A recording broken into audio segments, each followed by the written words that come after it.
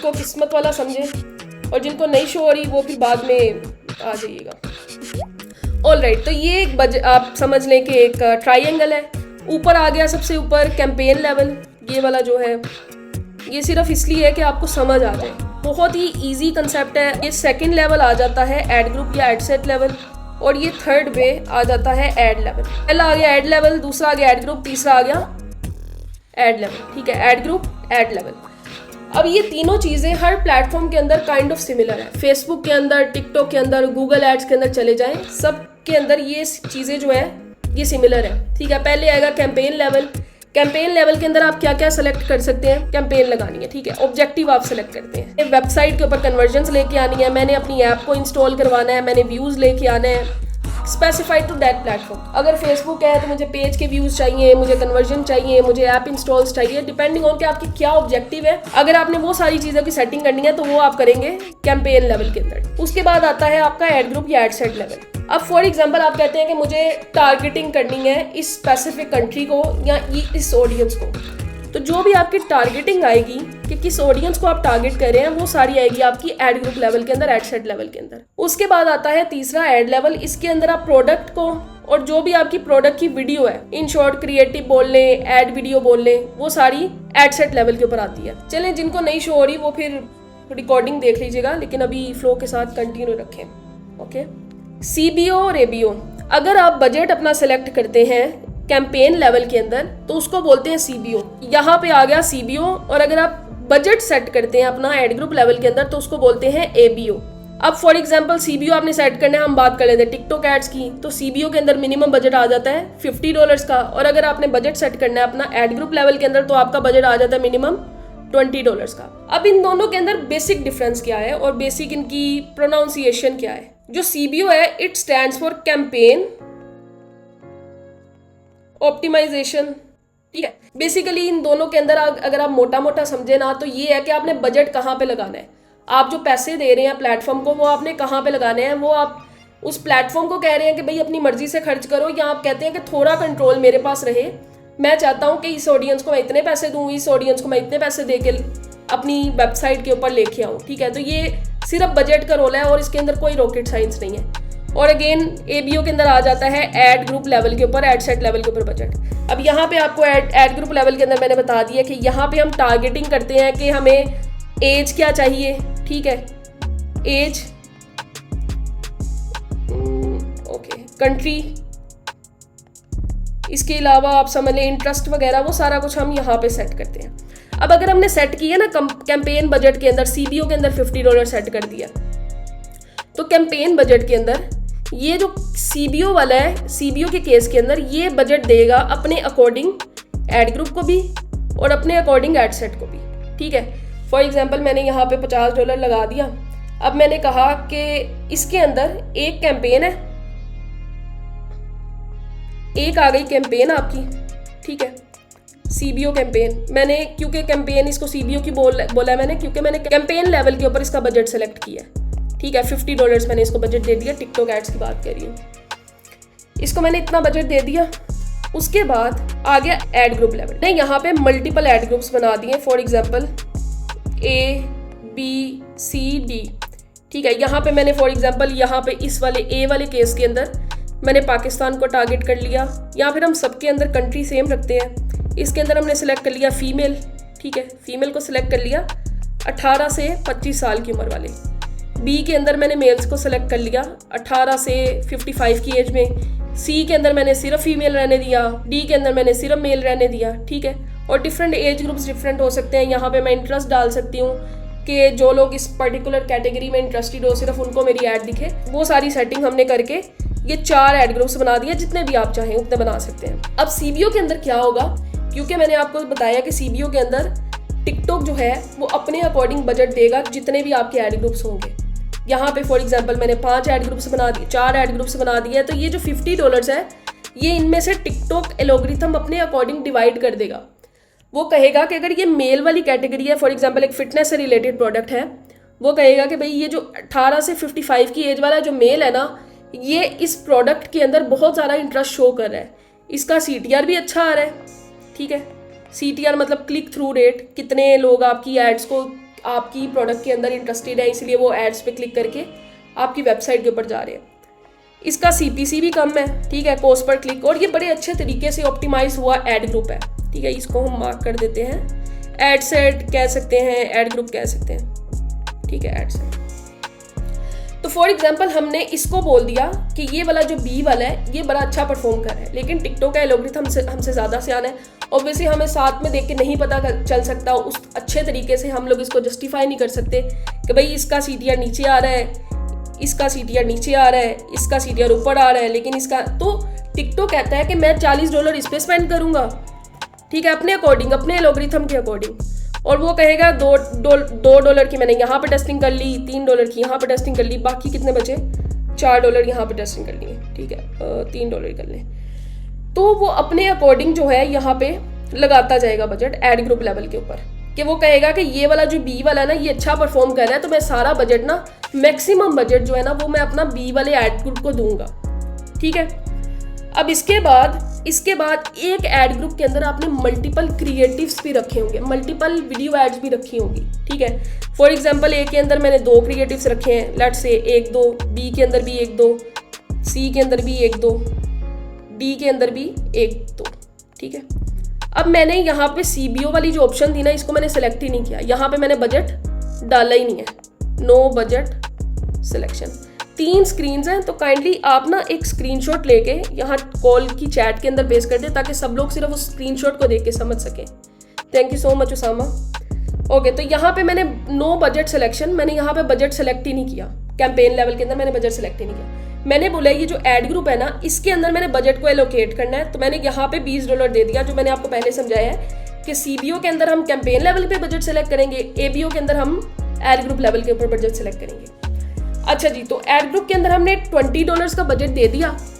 अब वो $20 मैंने इस A वाले को भी दिया $20, B वाले एड ग्रुप को भी दिया $20, C वाले को भी दिया $20 और D वाले को भी दिया $20, टोटल हो गए $80, ठीक है। CBO के अंदर आप 50 दे रहे थे, यहाँ पे आप मिनिमम $20 दे सकते हैं एक एड सेट को। अब ये 2 एड सेट भी हो सकते हैं, ज़रूरी नहीं है कि ABCD आपने 4 ही बनाने हैं, ठीक है, सिर्फ एग्जाम्पल के लिए। इसके अंदर एक और ऑप्शन आती है ACO की।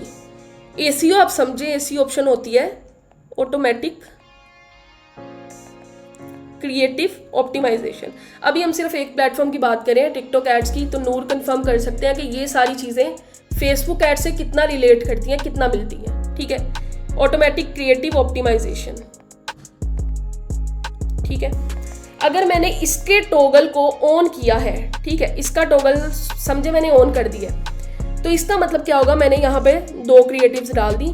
इस एड सेट को मैंने कितना दिया, इसको ज़रा बड़ा कर लेते हैं, ये एक आ गया हमारे पास एड ग्रुप। अभी हम बात करते हैं A वाले की, बजट कितना एलोकेट किया है, $20, ठीक है। इसके अंदर ऐड कितनी है, 1-2, ACO हमने ऑन किया है। इसके बाद टिकटॉक जो है वो देखेगा कि भाई इसने $20 बजट एलोकेट किया है। अगर तो ACO ऑन हुआ, अगर ACO ऑन हुआ, मैंने 2 क्रिएटिव्स लगाए हैं, टिकटॉक जो है अपने एल्गोरिथम के अकॉर्डिंग इसको दे सकता है, इसको दे सकता है, डिपेंडिंग ऑन कौन सा अच्छा परफॉर्म कर रही है। हो सकता है आपने कई बार टिकटॉक के ऊपर अगर एड्स लगाई हो, जिनका एक्सपीरियंस रह चुका है, उन्होंने देखा हो कि यहाँ पे पर्टिकुलर वीडियो ऐड होती है जो, ठीक है, उसके ऊपर बजट टिकटॉक ने लगाया होता है $10, दूसरे के अंदर $5, तीसरे के अंदर $3, इस तरह से। अगर आपने ACO ऑन किया, गोहर कह रहे हैं टू कॉम्प्लिकेटेड, मुझे कंफर्म कर दें कि आपको समझ भी आ रही है कि बस ऊपर से गुजर रहा है, इससे आसान मैं आपको किस तरह से समझाऊं। गोहर, अगर आपको समझ नहीं आ रही तो आपको इस ट्यूटोरियल को 10 बार देखना पड़ेगा। अगर इसके बाद भी आपको समझ नहीं आ रही तो फिर अल्लाह ही हाफिज़ है, ठीक है। लेकिन मेरे ख्याल में कोई भी ऐसी दुनिया में चीज़ नहीं है जो आप ना समझ सकते हो, ठीक है, अगर आप थोड़ा सा ध्यान लगा के समझे ना। ओके, चले कंटिन्यू करते हैं। आपके पास ये रिकॉर्डिंग भी आ जाएगी, रिकॉर्डिंग को दोबारा से देख लीजिएगा, लेकिन मैंने बड़े आसान तरीके से समझाया है। CBO के अंदर कैंपेन में बजट सेलेक्ट करना है, ABO के अंदर एड ग्रुप में बजट सेलेक्ट करना है, ठीक है। CBO के अंदर सारा मोस्टली होल्ड जो है वो टिकटॉक के पास जाएगा, कि उसके पास ऑलरेडी डाटा होगा पड़ा हुआ कि भाई ये वाली ऑडियंस जो है ये अच्छा परफॉर्म कर रही है, तो मैं इसको ज़्यादा अच्छा बजट देता हूँ, डिपेंडिंग ऑन कि आपकी जो कैंपेन है वो किस तरह से परफॉर्म करिए। कंटिन्यू करते हैं आगे। चले, एड लेवल के अंदर अगर हमने ACO ऑन किया, ऑटोमेटिक क्रिएटिव ऑप्टिमाइजेशन, तो टिकटॉक अपने अकॉर्डिंग वो $20 जो है वो अपने अकॉर्डिंग उनको एलोकेट कर देगा। फॉर एग्जांपल 1 वाले को उसने कर दिया $18, ठीक है, दूसरे वाले को उसने कर दिया $2, तो वो टिकटॉक की मर्जी होगी। चले, पेन की भी चार्जिंग खत्म हो गई है, 1 मिनट के लिए होल्ड कर लें। वैसे ही समझ लेते हैं, ऐड ग्रुप के अंदर उसने $18 लगा दिया, दूसरे वाले ऐड ग्रुप के अंदर ऐड के ऊपर उसने $2 लगा दिया कि भाई ये जो फर्स्ट वाली है ना ये विनर है, ये अच्छा परफॉर्म करी है। अब जब आप न्यू है, बिल्कुल न्यू है, आपको नहीं पता कि कौन सा अच्छा परफॉर्म करेगा, कौन सा अच्छा नहीं परफॉर्म करेगा, तो मैं रिकमेंड करती हूँ कि आप लोग एड सेट के ऊपर बजट सेलेक्ट करें, ABO कैंपेन आप लगाएं। अब जो सब लोग बोल रहे होते हैं ना कि भाई ABO क्या है, CBO क्या है, होपफुली ये चीज़ क्लियर हो जानी चाहिए। और बिल्कुल एक सादा सा जवाब ले लें आप कि अगर एक बंदा बिल्कुल पहली उसकी ऐड है, उसने उसका जो पिछला वाला पहले उसने कोई कैंपेन नहीं चलाई, बिल्कुल न्यू उसका एड अकाउंट है, तो उसके ऊपर उसको ABO के साथ जाना है। बिल्कुल उसको ये नहीं पता कि कौन सी क्रिएटिव है वो अच्छा परफॉर्म करेगी, क्योंकि ABO लेवल के ऊपर हमारे पास थोड़ा सा कंट्रोल आता है। हमें अभी बिल्कुल नहीं पता कि भाई कौन सी क्रिएटिव अच्छा परफॉर्म करेगी, कौन सी क्रिएटिव बुरा परफॉर्म करेगी, ठीक है। ऑडियंस वगैरह वाला तो वो भी उसके अंदर कर लेंगे एड सेट लेवल के अंदर, ठीक है। जब टिकटॉक को पता चल जाएगा कि भाई ये वाली ऑडियंस अच्छी परफॉर्म कर रही है, पिछली वाली कैंपेन के अंदर इनके स्टोर की जो पर्टिकुलर ऑडियंस है, पिक्सल इंस्टॉलेशन का काम ही ये होता है, ठीक है। पिक्सल इसीलिए इंस्टॉल किया जाता है ताकि आपको पता चले ऑडियंस है वो आपकी स्पेसिफिकेशन है आपकी ऑडियंस की, जो आपके स्टोर के ऊपर आ रही है, प्रोडक्ट को ऐड टू कार्ट कर रही है या आपके स्टोर के साथ इंटरेक्ट कर रही है। आई होप ये वाली आपका CBO ABO वाला कंसेप्ट तो क्लियर हो गया होगा। अब बढ़ते हैं हम रिटर्न रेशियो के तरफ, या फिर एड अकाउंट सस्पेंशन की बात कर लेते हैं, ये भी इंपॉर्टेंट है। तो रिसेंटली टिकटॉक एड्स बहुत ज़्यादा सस्पेंड होने लग गए हैं, जस्ट लाइक फेसबुक एड्स। अभी भी कम है रेशियो फेसबुक एड से, लेकिन फिर भी सस्पेंशन तो हो रही है। अब मैं जो भी बिल्कुल न्यूबीज़ हैं जिनको नहीं पता कि टिकटॉक की तरफ जाना चाहिए, फेसबुक की तरफ जाना चाहिए, उनके लिए भी बता दूं कि अगर तो आपके पास बजट अच्छा है, 20,000 का बजट है, बिल्कुल बिगिनर है, बिगिनिंग में आपके पास लॉस भी होगा आपका, ठीक है, लेकिन वो आपने बर्दाश्त करना है। हर बिजनेस में लॉस, अगर आप लॉस बर्दाश्त ही नहीं कर सकते तो फिर काइंडली आप इस फील्ड की तरफ ना आए। इस फील्ड के आप किसी भी बिजनेस की तरफ नहीं जा सकते अगर आप में लॉस बर्दाश्त करने की कैपेसिटी नहीं है, ठीक है। लॉस बर्दाश्त करें। 20,000 आप टिकटॉक ऐप, बजट का कोई इशू नहीं है, आपने सीखना है, टिकटॉक एड्स चलाएं, 20,000 का बजट लेके आएँ, टिकटॉक एड्स की तरफ चले जाएं। बहुत ईजी जो सेटअप है, सिंपल है, कोई भी उसके अंदर रिस्ट्रिक्शन वाला इशू नहीं है। इन बिगिनिंग वहाँ पर डायरेक्ट सस्पेंड करते हैं, रिस्ट्रिक्शन वाला इशू ही नहीं है। अगर आपके पास बजट जी अगर आपके पास बजट थोड़ा सा रिस्ट्रिक्टेड है, आप समझ लें कि 5 से 10,000 का बजट है, 5,000 का बजट है, लेट से आपको बिल्कुल भी नहीं पता और आप मेहनत करने वाले हैं, ठीक है, किसी भी काम को आप अधूरा नहीं छोड़ते, तो फिर आप फेसबुक एड्स की तरफ चले जाएं। थोड़ा सा कॉम्प्लिकेटेड है, लेकिन अगर आप करेंगे, practice makes a man perfect and women too, तो प्रैक्टिस करेंगे तो हो जाएगा, ठीक है। एड अकाउंट सस्पेंशन की बात कर लेते हैं। मैं आपकी बात को काट रहा हूँ, एक सेकंड में हिफ्जा, मैं आपकी बात को काट रहा हूँ। इधर एक बीच में कमेंट ऐसा है कि हिफ्जा आप ये बताएं कि आपका कितना लॉस हुआ है। अब इन्हें वो भी बता देना ताकि इनको भी हौसला हो जाए इन चीज़ों से। अच्छा, इनको मैं बता देती हूँ लॉस का, लेकिन बर्दाश्त नहीं कर पाएंगे, ठीक है। ओवरऑल ऑनलाइन फील्ड के अंदर मैंने अब तक तकरीबन कमाया भी बहुत है माशाल्लाह, और लॉस भी बहुत किया है अल्हम्दुलिल्लाह, लेकिन सीखा भी बहुत कुछ है। पर्टिकुलरली ड्रॉप शिपिंग की बात करूँ ना, तो राइट नाउ अब तक शुरू में लॉस हुआ था, आप ऐसा समझ लें कि तकरीबन $300-350 का लॉस हुआ था लोकल ई कॉमर्स के अंदर। मैं आपको बात करी, इंटरनेशनल की बात नहीं करी। लोकल के अंदर $350, इंटरनेशनल के अंदर आप लगा लें $800 का लॉस हुआ था, लेकिन अल्हम्दुलिल्लाह अब तक वो सारा कवर हो चुका है। तो आप ऐसा मान के चलें कि अगर आपने 40-50 हज़ार का लॉस बर्दाश्त करने की हिम्मत है ना, तो फिर आप ड्रॉप शिपिंग की तरफ आए। शुरू में लॉस होता है, किसी भी फील्ड के अंदर आप चले जाएं, ड्रॉप शिपिंग के अंदर भी लॉस होता है, ठीक है। हमारे एक्सपीरियंस से आप ये सीख सकते हैं कि आप उस लॉस को कम किस तरह से कर सकते हैं, ठीक है। उसके लिए ही ये कम्युनिटी बिल्ड की गई है। अच्छा, एड अकाउंट सस्पेंशन की तरफ आते हैं। रिसेंटली मैंने बताया कि टिकटॉक एड्स भी बहुत ज़्यादा सस्पेंड हो रहे हैं, टिकटॉक एड्स अकाउंट सस्पेंड हो रहे हैं। उनकी एक मेन वजह ये है कि पाकिस्तानियों को एहसास से जिम्मेदारी नहीं है, मेहनत नहीं करना चाहते, ठीक है। डायरेक्ट इंटरनेट से वीडियो उठाते हैं, लगा देते हैं। अब आपको पता है वो वीडियो पहले किसी और के अकाउंट के अंदर सस्पेंड हो चुकी होगी, प्रोडक्ट के अंदर कोई इशू नहीं होता। आप अगर किसी भी एजेंसी से अकाउंट लेते हैं ना, जैसे कॉमेडी मीडिया है या कोई भी और एजेंसी से लेते हैं, वो आपकी प्रोडक्ट पहले अप्रूव करती है, उसके बाद आप उसके ऊपर एड्स लगा सकते हैं। इतने सारे जतन करने के बाद अपनी हार्ड अर्न मनी को आप टिकटॉक एड्स अकाउंट में स्पेंड करते हैं। 20,000 is a handsome amount in Pakistani market, ठीक है, अच्छी खासी अमाउंट बनती है। अब $52 मिनिमम डिपॉजिट, ठीक है, $47 आपके अकाउंट में आ गए। इंस्टेंट सस्पेंशन होगी अगर आपने डायरेक्ट इंटरनेट से वीडियो उठाई लगाई, इंस्टेंट सस्पेंशन हो गई। इसका मतलब वही है कि जो आपकी प्रोडक्ट की क्रिएटिव है वो पहले किसी और ने यूज़ किया, उसकी सस्पेंड हो चुकी है। तो ऑलवेज मेक श्योर कि जो भी आप प्रोडक्ट उठा रहे हैं वो 5 से 6 वीडियोस की कोशिश करें, 5 से 6 उनको मिक्सअप करें, बैकग्राउंड म्यूजिक चेंज करें, हो सके तो वॉइस ओवर लगाएं, टेक्स्ट लगाएं, मतलब पता नहीं चलना चाहिए टिकटॉक के एल्गोरिथम को कि ये वही वीडियो है सस्पेंशन वाली, ठीक है। और अगर टिकटॉक के ऊपर एक बार अकाउंट सस्पेंड हो गया ना तो इट्स रियली हार्ड कि आप न्यू अकाउंट लेके उसके ऊपर कर सकें। आप दोबारा से अकाउंट लेंगे, दोबारा से इंस्टेंट सस्पेंशन होगी, क्योंकि वो उसने आपकी आईपी डोमेन सब कुछ ब्लैक लिस्ट कर दिया होता है। इवन कई लोग कहेंगे कि आईपी न्यू बना लेते हैं, डोमेन न्यू ले लेंगे, स्टोर न्यू क्रिएट करेंगे, लेकिन तब भी इंस्टेंट सस्पेंशन होती है। समहाउ कैशे आपके सिस्टम में रहती है, ठीक है, वो आपको आइडेंटिफाई कर लेता है कि भाई ये वही बंदा है, ठीक है। देखिए वेरिफिकेशन का कोई सिस्टम नहीं है हसन एज सच कि हम लोग ये पता लगा सकें कि ये पर्टिकुलर क्रिएटिव या ये पर्टिकुलर वीडियो या ये पर्टिकुलर प्रोडक्ट जो है ये पहले सस्पेंड हो चुकी है कि नहीं। ऑल्दो जिनकी सस्पेंशन ऑलरेडी हो चुकी है, यहाँ पे एक न्यू सेशन मैंने बनाया है, ब्लैकलिस्ट एंड बैड प्रोडक्ट्स। अगर आप लोगों ने प्रोडक्ट टेस्ट किए हैं, 5-10 हज़ार लगा ली है, आपको रिजल्ट्स नहीं आए, किसी और को भी नहीं आएंगे, फ़ायदा नहीं है, कम्युनिटी इसीलिए बिल्ड किया है। ब्लैकलिस्ट प्रोडक्ट्स में जाएं, प्रोडक्ट की इमेज वहाँ पे पेस्ट करें, प्रोडक्ट का नाम लिखें, उसके बाद बताएं कि ये मेरे ना मैट्रिक्स आ रहे थे, ये क्रिएटिव मैंने यूज़ किया, तो आप काइंडली कोई और कम्युनिटी का मेंबर इस प्रोडक्ट के ऊपर अपना टाइम वेस्ट ना करें, ठीक है। इसके अलावा अगर किसी के पहले अकाउंट सस्पेंड हो चुके हैं उस पर्टिकुलर प्रोडक्ट को लेके, वो भी यहाँ पे प्रोडक्ट सेंड कर सकता है, ठीक है। मेरे से जितना होगा मैं करूँगी, लेकिन जब तक कम्युनिटी नहीं करेगी तो उतना फ़ायदा नहीं होगा, ठीक है। एड अकाउंट सस्पेंशन की बात हो गई। नूर ने एक बात की थी बिजनेस ईमेल की, तो बिजनेस ईमेल के लिए आप फ्री में बिजनेस ईमेल किस तरह से बना सकते हैं, वो एक मेथड छोटा सा है, वो मैं शेयर कर देती हूँ। एक वेबसाइट आती है ImproveMX। आई एम श्योर कि अगर आप में से कोई नोट डाउन कर रहा है जो जो चीज़ें डिस्कस की हैं, ताकि बाद में किस दूसरों के लिए इन टेक्स्ट फॉर्म वो शेयर कर दे, दैट विल बी गुड।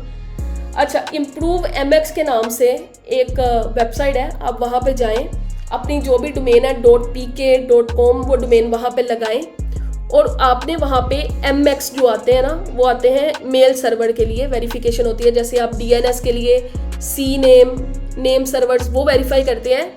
अगर आपको बिजनेस ईमेल चाहिए, डोमेन वाले ईमेल चाहिए, जैसे hifza@marketizestudio.com या फिर आप समझ लें admin@xyz.com, तो उन डोमेन्स को बिजनेस ईमेल को वेरीफाई करने के लिए आपने ImproveMX पे जाना है, वहाँ पे जाके अपने MX को वेरीफाई करना है। फिर जो भी आपकी प्रोफेशनल ईमेल के ऊपर आएगी ना, वो आपको रीडायरेक्ट हो जाएगी आपके जीमेल के ऊपर, जो भी आपने ईमेल फॉरवर्डिंग वहाँ पे लगाई होगी। And it's really simple to use, easy to use है, फ्री है, यूज़ करें एंड गुड टू गो। अच्छा, last and final topic of today's call is return ratio, जो बहुत इंपॉर्टेंट टॉपिक है। और शुरू में जब स्टार्ट किया था तो सब लोग यही बोल रहे थे कि सेल्स आ रही हैं, रिटर्न बहुत ज़्यादा है। अब बहुत सारे लोग लेवल 1 पे आ चुके हैं, ठीक है, सेल्स लाना उनको आ गया है। उसके बाद रिटर्न का मसला होता है, या प्रॉफिट आपने किस तरह से बनाना है, ये मसला होता है।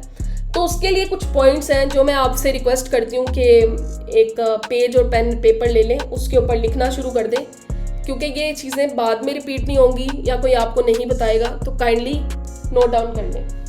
अच्छा, सबसे पहली चीज़ आती है एक्यूरेट एड्रेस कि कस्टमर ने एड्रेस फिल करते हुए आलसीपन दिखाया, उसने पूरा एड्रेस नहीं फिल किया, ठीक है।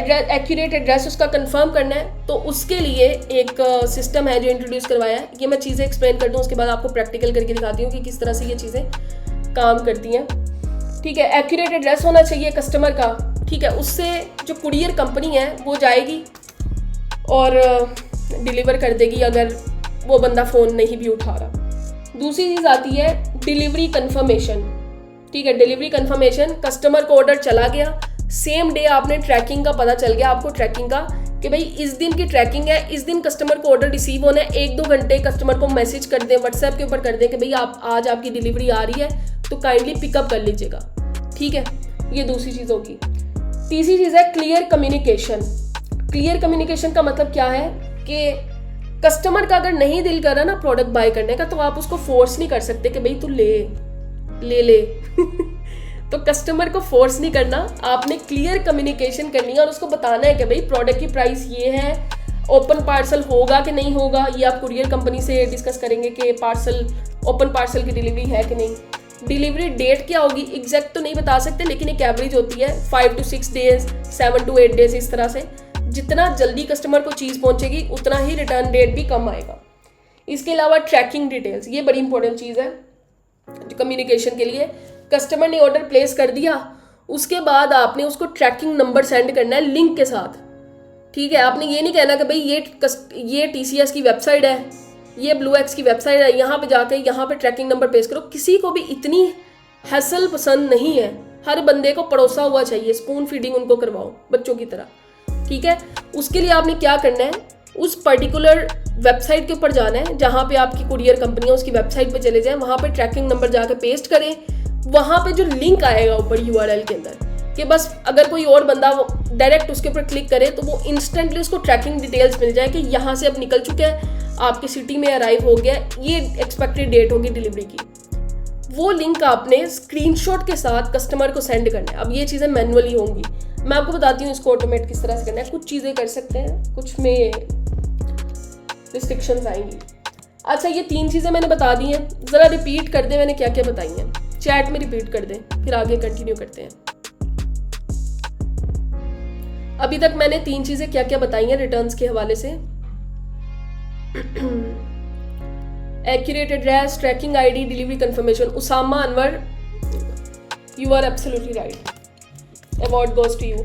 अच्छा, 3 चीज़ें हो गई। उसके बाद आता है एक्यूरेट एड्रेस, तो आ गया जो उस कस्टमर ने देना है, उस एड्रेस की वेरिफिकेशन भी करनी है। ये है आपका चौथा पॉइंट, एड्रेस वेरिफिकेशन करनी है। एड्रेस वेरिफिकेशन के लिए एक टूल है जहाँ पे आप कस्टमर का फ़ोन नंबर वगैरह डाल सकते हैं, वहाँ पे आपको उस कस्टमर का एड्रेस मिल जाएगा। वो टूल मैं भी इंट्रोड्यूस करवाती हूँ आपसे, लेकिन आपने एड्रेस कंफर्म करवाना है। उसके बाद आता है कि अगर आपकी ट्रैकिंग के ऊपर कुरियर कंपनीज जब भी रिटर्न आने वाला होता है ना, तो वो आपको नोटिफाई कर देती हैं कि ये ट्रैकिंग नंबर है, काइंडली कंफर्म कर दें कि ये मंगवा लें या होल्ड रखें इस पार्सल को, ताकि रीडिलीवर करवाया जा सके उस कस्टमर को। तो आपके पास ट्रैकिंग पहले आ गई, आपने ये देखना है कि नॉन डिलीवरीज क्यों हुई है। क्या कस्टमर ने कॉल अटेंड नहीं की, या कस्टमर ने ओपन पार्सल की परमिशन मांगी है लेकिन राइडर ने नहीं दी, तो डिफरेंट रीजंस आ जाते हैं, ठीक है। कस्टमर की कॉल का रिकॉर्ड आप ट्रैकिंग कंपनी से मांगे। कुरियर कंपनीज के पास रिकॉर्ड होता है, रिकॉर्डिंग्स भी होती हैं कस्टमर की, कि कस्टमर ने अगर कहा है कि भाई मुझे वो प्रोडक्ट नहीं चाहिए, मैंने तो ऑर्डर ही नहीं की, या मेरे किसी बच्चे ने ऑर्डर कर दी, ठीक है, या मेरे फ्रेंड ने ऑर्डर कर दी, मेरा ये नंबर ही नहीं है, उस तरह से। तो पहले अगर आप एड्रेस वेरिफिकेशन करेंगे ना, तो उस कस्टमर का जो नंबर है उसके ऊपर पीछे बैकएंड में डाटा पे जो उसका एड्रेस आएगा ना, वो वेरीफाई हुआ होगा। तो उससे तो प्रॉब्लम ये ख़त्म हो गई कि भाई नंबर तुम्हारा है ही नहीं। जब आप कस्टमर को कॉल करके कंफर्म करेंगे तो ये तो मसला ही ख़त्म हो गया। तो दूसरी चीज़ मैंने आपको बताई है कि कुरियर कंपनी से आपने रिकॉर्डिंग का डाटा भी मांगना है कि भाई अगर तुम लोगों ने कॉल की है, कई कुरियर कंपनीज इस तरह से करती हैं कि अभी पहुंचा नहीं है उनके वेयर हाउस पे, उस स्पेसिफिक, लाइक मैंने लाहौर से कराची पे ऑर्डर भेजा, कराची का जो उनका वेयर हाउस है वो वहाँ पे प्रोडक्ट चली गई। अब उस वेयर हाउस से ही बंदे ने कॉल की और आगे कस्टमर ने नहीं उठाया और उन्होंने मार्क कर दिया कि ये तो रिटर्न है, ठीक है। इस तरह की भी कुरियर कंपनीज करती हैं। तो काइंडली कुरियर कंपनी से भी रिकॉर्ड मांगेंगे। जब आप ये सारी चीज़ें इंप्लीमेंट करेंगे, रिटर्न रेट आप कभी भी 0 नहीं कर सकते, आप कम से कम कर सकते हैं, ठीक है। इवन कि जो बड़ी बड़ी कंपनीज हैं, दराज है, अली एक्सप्रेस है, अमेजोन है, अली बाबा है, इनको भी रिटर्न पड़ते हैं। इवन उन्होंने प्री पेमेंट की होती है ना। तो यहाँ पे जो भी अच्छे बहन भाई ये सोच रहे हैं कि इंटरनेशनल में जाएंगे रिटर्न पड़ेगा ही नहीं तो अच्छा है, मज़ा है, लेकिन वहाँ पे देखें कि रिटर्न अगर नहीं पड़ता तो वहाँ पे पूरे पैसे निकल जाते हैं, रिफंड हो जाता है वहाँ पे। यही तो उनकी खूबसूरती है पेमेंट गेटवेज की। तो बहरहाल ये कुछ पॉइंट्स थे, इनके बाद आपका जो है रिटर्न डेट कम हो जाना चाहिए। अब हम प्रैक्टिकल करके देख लेते हैं कि भाई एड्रेस वेरिफिकेशन का क्या मतलब है। और ये जो ऑटोमेटिक मैम बोल रही है कि हमारे तो 2-3 ऑर्डर तो नहीं आते, हमारे तो 50, 100, 200 ऑर्डर्स आते हैं दिन के, तो अब एक बंदे को ही ये सारी चीज़ें करने पे लगाएंगे तो वो तो सरदर्द लगा देगा, ठीक है। इसके भी तरीके हैं। पहला तरीका ये है कि आप कुछ ऑटोमेटेड सिस्टम्स लगा लें। एक सर्विस आती है रोबो कॉल्स के नाम से, आप ये भी नोट डाउन कर लें। रोबोकॉल्स के नाम से आती है शॉपिफाई के ऊपर। रोबोकॉल्स के नाम से अगर आप शॉपिफाई ऐप स्टोर में सर्च करेंगे ना तो आपको एक एप्लीकेशन दिख जाएगी रोबोकॉल्स के नाम से। पाकिस्तानी कंपनी है जो ये आपको सर्विस प्रोवाइड करती है। जैसे ही कस्टमर ने ऑर्डर प्लेस किया, इंस्टेंटली उसको कस्टमर को कॉल चली जाएगी। वहाँ मैसेज का भी ऑप्शन है बेस्ड ऑन कि आपने जो प्लान सेलेक्ट किया। बेसिक के अंदर कॉल्स होती हैं, एक मैसेज का मेरे ख्याल से 2-3 रुपये लगते हैं, एक कॉल का 6-7 रुपये लगते हैं। जी जी बिल्कुल यही उसामा। तो ये वाली जो एप्लीकेशन है इसको आप इंस्टॉल कर लें। कोई भी एफिलिएट नहीं है मेरा, मैंने पर्सनली यूज़ किया इसलिए आपके साथ शेयर करी। और इससे 50% तक जो है ना वो ऑर्डर्स ऑटोमेटिकली कंफर्म हो जाते हैं बगैर कस्टमर को व्हाट्सएप के ऊपर भेजे हुए। ठीक है, एक ये चीज़ आ गई। और ये पेड एप्लीकेशन है, मेरे ख्याल से इसकी 5 से 6 रुपये पड़ते हैं कस्टमर को एक कॉल करने के। बट आई एम श्योर कि अगर आप 300-400 का रिटर्न जो आपको पड़ रहा है, डिलीवरी चार्जेस जो आपको पड़ रहे हैं, वो पेयर अगर आप कर सकते हैं तो ये 6-7 रुपये तो कुछ भी नहीं है। ठीक है, ये चीज़ है। अच्छा, फ्री टू इंस्टॉल है लेकिन इसका प्लान होता है यूज़ करने के लिए उसामा। अच्छा, रोबोकॉल्स हो गई। उसके बाद 50% के बाद क्या? ठीक है, 50% मेरे आ गए 100 ऑर्डर्स। 50% के बाद वाले जो ऑर्डर्स हैं जिन्होंने अप्रूव नहीं किया उनको मैं क्या कर सकता हूँ मैम?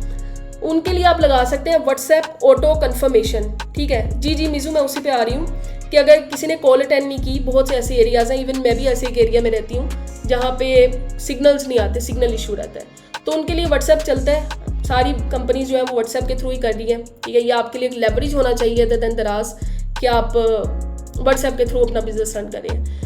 अच्छा, आपने एक व्हाट्सएप सेट कर ली, उस व्हाट्सएप के अंदर आपका ऑर्डर प्लेस किया, ऑटोमेटिकली व्हाट्सएप के ऊपर उसको मैसेज चला जाएगा कि आपका ये ऑर्डर है।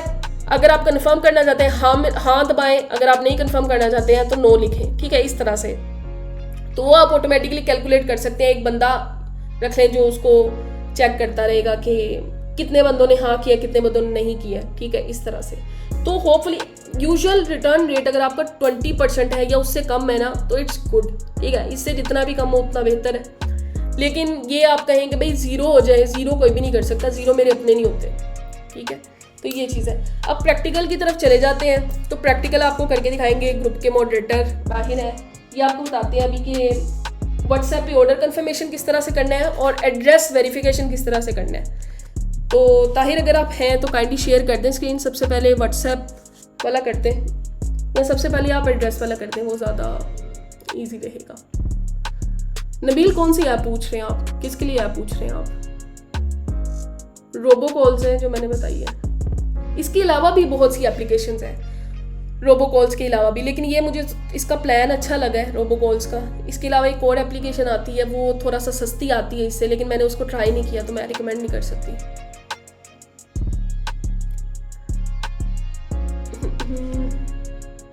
4 डे है सस्पेंड का। अब्दुल्ला काइंडली आप अपनी प्रोडक्ट शेयर कर दें, मैं चेक कर लेती हूँ। अदील बोल रही है मैम कुरियर सर्विस से कॉल रिकॉर्ड्स कैसे लें? जो आपका सप्लायर है ना वो निकाल के देगा। आप अपने सप्लायर से बोलें कि मुझे प्रूफ चाहिए कि आपने कस्टमर को कॉल की थी, और ये प्रोसेस आपने तब करना है जब आपने कस्टमर को कॉल कर ली हो। कस्टमर कह रहा है मुझे कॉल ही रिसीव नहीं हुई, तो तब आपने कुरियर कंपनी से बोलना है, बल्कि अपने सप्लायर से बोलेंगे कि मुझे कुरियर से रिकॉर्ड निकाल के दे।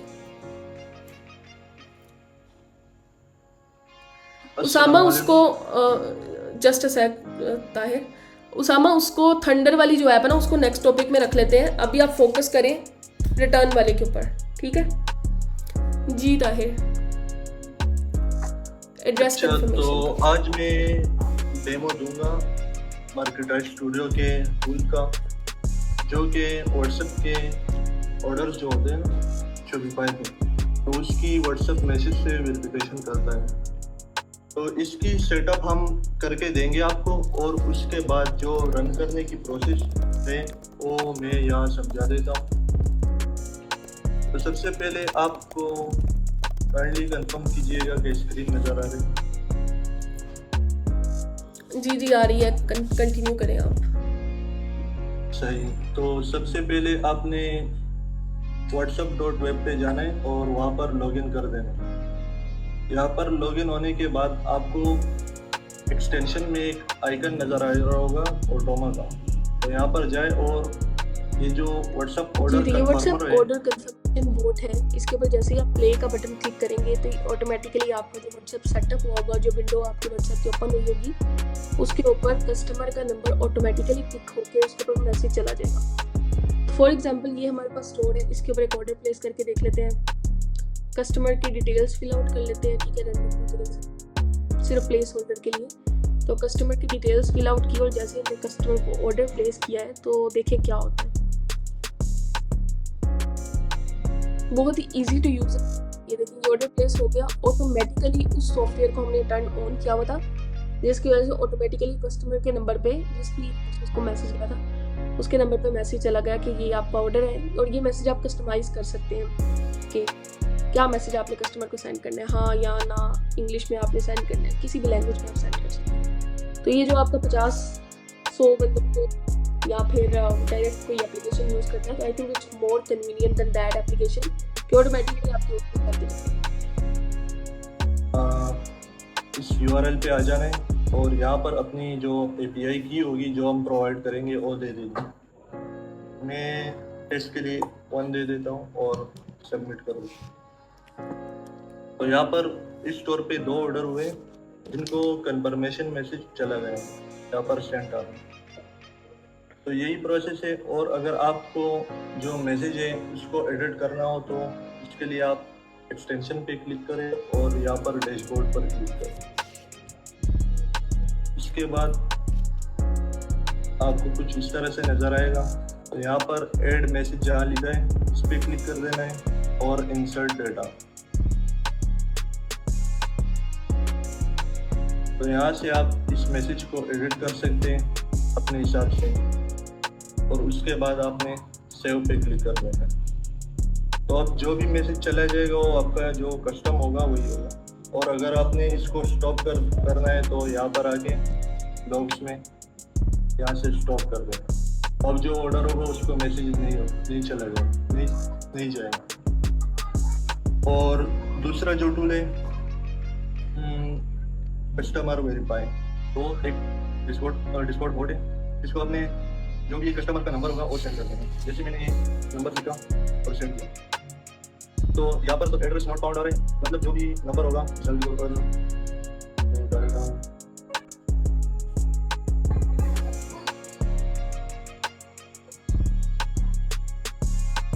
अच्छा, अगर नंबर एड्रेस नहीं आया तो आप इसकी जो ID कार्ड नंबर है ना उसे भी कर सकते हैं। तो इसका ये एड्रेस आ गया। अब आप इससे कंफर्म कीजिएगा जो कस्टमर ने एड्रेस दिया है और ये मैच कर रहे हैं या नहीं। तो इससे आपको एड्रेस वेरिफिकेशन भी हो जाएगी और जो व्हाट्सएप वेरिफिकेशन है वो भी हो जाएगी। अच्छा, इसके अलावा एक और फ़ायदा है इस बोर्ड का, ताहिर ज़रा इधर ही रहने दें, एड्रेस वेरिफिकेशन वाले भी स्क्रीन रहने दें। इसका एक और भी फ़ायदा है, अगर कस्टमर आपकी कॉल नहीं पिक कर रहा तो कुरियर कंपनी को या सप्लायर को ऑर्डर देने से पहले आप इस बोर्ड पे आके उसका एड्रेस वेरीफाई करें, उसका नंबर वेरीफाई करें। तो जो सप्लायर को आपने ऑर्डर देना तो यहाँ पे आप 2-3 नंबर उठा के वहाँ पे डालें, ठीक है। और कस्टमर से भी कोशिश करें कि अगर आपका जो ऑर्डर फॉर्म है वहाँ पे आप 2 नंबर्स के ऑप्शन रखें एटलीस्ट, कम से कम, ठीक है। 2 नंबर्स होंगे उतना फ़ायदा है, इससे भी एक फ़र्क पड़ जाता है। अब बात आती है कि आप इस सॉफ्टवेयर को किस तरह से लेंगे या किस तरह से बाय कर सकते हैं। ऑब्वियसली ये जो ऑटोमा एक्सटेंशन आपको पहले बताई है जिससे व्हाट्सएप के ऊपर ऑर्डर कंफर्म होके जाएंगे, वो ऑटोमा एक्सटेंशन फ्री है, उसकी जो इम्प्लीमेंटेशन है वो पेड है, ठीक है। इसके अलावा ये जो कस्टमर डाटा वेरिफिकेशन है ये भी पेड है, इसकी भी आपको सब्सक्रिप्शन लेनी पड़ेगी। तो जो भी डिटेल्स होंगी वो इंशाल्लाह शेयर कर दी जाएंगी कल तक। तो उसके बाद आप डिसाइड कर लीजिएगा कि आपको 300-400 रुपये एक ऑर्डर के पीछे रिटर्न पे गंवाने हैं या फिर सब्सक्रिप्शन लेनी है। ओके, तो अगर इसके अलावा अभी किसी का क्वेश्चन है तो वो पूछ सकता है, ठीक है। जो भी अभी तक चीज़ें हमने डिस्कस की हैं कोशिश करें कि अगर उनसे रिलेटेड है तो that will be good, otherwise फिर बाकी जो चीज़ें रह गई हैं वो फिर नेक्स्ट कॉल के अंदर रख लेंगे। उसामा अनुर कह रहे हैं क्वेश्चन है, जी पूछें। एम अलियान खान बोल रहे हैं कि रोबो कॉल्स हमारे बिहाफ से कॉल करके ऑर्डर वेरीफाई करेगा। जी बिल्कुल, ऑर्डर वेरीफाई आपके बिहाफ पे करेगा। बेसिकली वो एक ऑटोमेटेड कॉल होती है, ठीक है, रिकॉर्डेड कॉल होती है और वो इस तरह से लगता है जैसे एक रोबोट कॉल कर रहा है। समथिंग लाइक कि आपने अभी ऑर्डर प्लेस किया है, क्या आप कंफर्म करना चाहते हैं तो 1 दबाएं, नहीं करना चाहते तो 2 दबाएं। कस्टमर के नुमाइंदे से रब्ता करने के लिए 3 दबाएं, जैसे जैज़ यूफोन, इनके ऊपर आप कॉल करते हैं कस्टमर उनकी हेल्पलाइन के ऊपर, इसी तरह की कॉल होती है, ठीक है। और जी फहद कह रही है अगर कस्टमर के पास नंबर ही एक हो तो वो इस एड्रेस वेरिफिकेशन बोर्ड के अंदर शो हो जाएगा। अगर वो कॉल नहीं उठा रहा, इन केस इन सारे मेथड्स के बाद भी कस्टमर के साथ आपका कांटेक्ट ही नहीं हो पा रहा, व्हाट्सएप के ऊपर भी आपने मैसेज सेंड किया है या व्हाट्सएप के ऊपर उसका नंबर ही रजिस्टर्ड, तो 100% श्योर कि आपको उस ऑर्डर को शिप नहीं करना चाहिए, ठीक है।